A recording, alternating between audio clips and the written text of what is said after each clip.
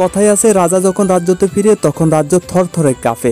যেন Shakib global super লিগে গায়ানা স্টেডিয়ামকে এভাবে কাঁপিয়েছে। ব্যাটে বলে সাকিব দুবাই ক্যাপিটালসকে নিজের সেরাটা দিয়েছে। যেখানে দুবাই ক্যাপিটালসের অন্যান্য ব্যাটাররা মাঠে ব্যর্থ, সেখানে একেই সাকিব মাঠে রাজ করছে। ব্যাট হাতে মাত্র 37 বলে 58 রান করেন তিনি, তাও আবার ছিলেন অপরাজিত। যেখানে সাকিব বাউন্ডারি হাঁকান টোটাল 8টি, তার মধ্যে 4 ছিল 7টি এবং 6 ছিল 1টি। দীর্ঘদিন যাবৎ পর মাঠে ফিরে সাকিব এমন ব্যাটিং করবেন হয়তো অনেকে অবাকও হয়েছেন।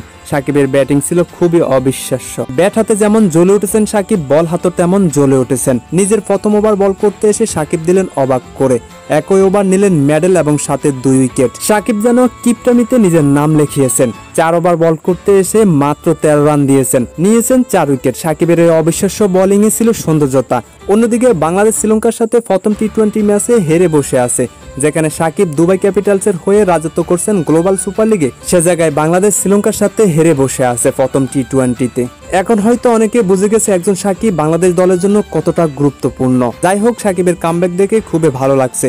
তবে দুবাই ক্যাপিটালসের সেরা পারফরমেন্সার সাকিবই ছিলেন শুধু।